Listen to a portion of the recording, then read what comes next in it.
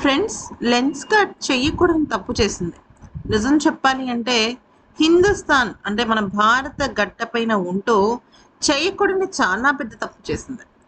నిజానికి ప్రతి సంస్థకి ఒక డ్రెస్ కోడ్ ఉంటుంది.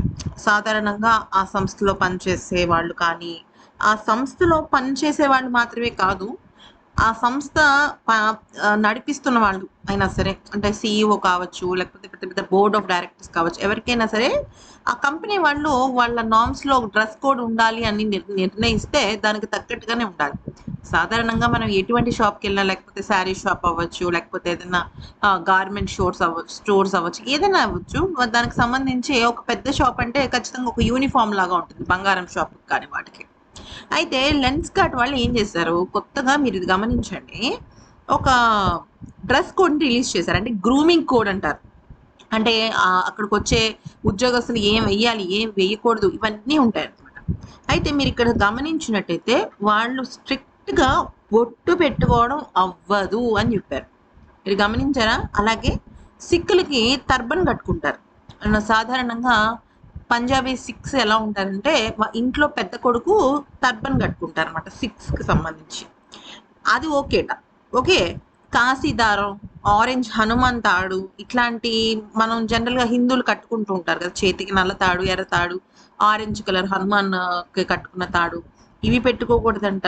అలాగే దేవుడికి సంబంధించిన ఉంగరాలు పెట్టుకోకూడదంట, నుదుటిన బొట్టు పెట్టుకోకూడదంట, పాపిట్లో సింధూరం పెట్టుకోకూడదంట.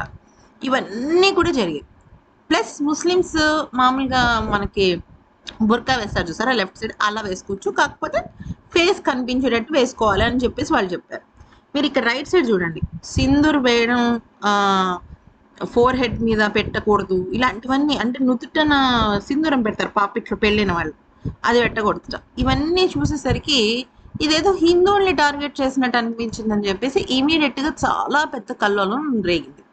ఎంత కల్లోలం అంటే అంత కల్లోలం అనమాట. ఏకంగా కొంతమంది హిందువులకు సంబంధించిన కొంతమంది బాబాలు వాళ్ళు కూడా వెళ్ళిపోయారు. ఎక్కడికి వెళ్ళిపోయారు? లెన్స్ కార్ట్కి వెళ్ళిపోయి చాలా పెద్ద గొడవ చేశారు. అయితే వెంటనే ఇమీడియట్గా లెన్స్ కార్ట్ దిగొచ్చింది.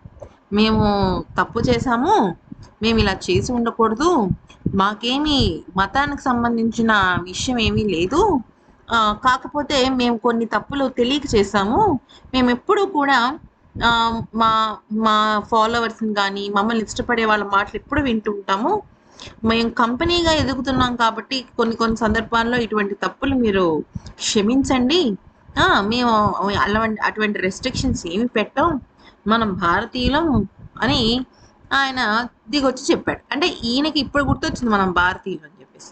ఎప్పుడు గుర్తొచ్చింది? చాలామంది హిందూ సంస్థకు సంబంధించిన వాళ్ళు ఉంటారు చూసారా, వాళ్ళందరూ కూడా చాలా పెద్ద గొడవ చేశారు. అప్పుడు వాళ్ళకి తెలిసి వచ్చింది అనమాట, బుద్ధి వచ్చింది. అది విషయం. ఈ వీడియో నచ్చితే లైక్ చేసి సబ్స్క్రైబ్ చేసుకోండి.